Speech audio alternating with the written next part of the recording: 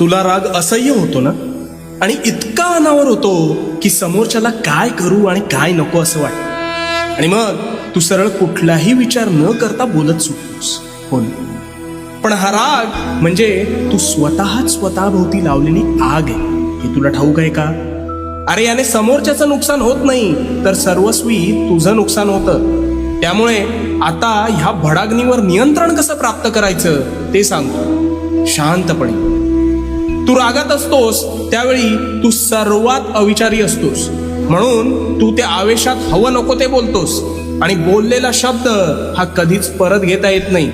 त्यामुळे तू समोरच्याच्या मनाचा विचार न करता बेफाम शब्दांनी वार करतोस, आणि त्याला तर ते लागतंच, पण त्याचा त्रास हा तुला जास्त होतो. मग जेव्हा तू शांत होतोस तेव्हा तुला वाटतं आपण फार बोलून गेलो का? हो, फार बोलून गेलास. आता लक्षात घे, एखादी वस्तू तुटली की तू जोडायला जाशील आणि जोडशील सुद्धा, पण कितीही नाही म्हटलं ना तरी त्यावरचे व्रण मात्र तसेच राहतील. आणि म्हणून धनुष्यातून निघालेला बाण आणि मुखातून निघालेला शब्द हा कधीच परत घेता येत नाही. मग अशा वेळेस काय करायचं?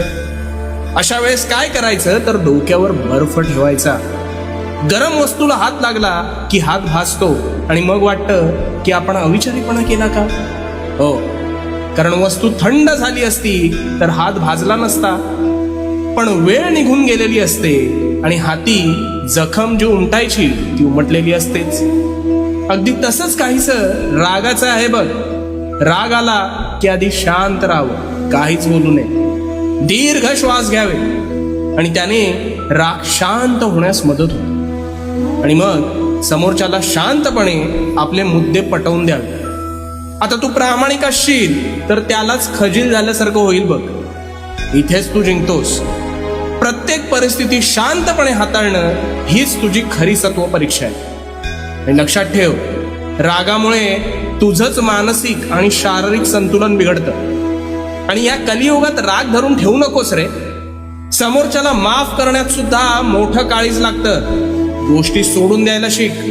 अरे कोणाची कुठली भेट ही शेवटची असेल हे आपल्याला देखील ठाऊक नसतं. त्यामुळे प्रत्येक परिस्थितीत शांत राहायचं, स्वतःवर ताबा ठेवायचा, आणि हो, भिवू नकोस.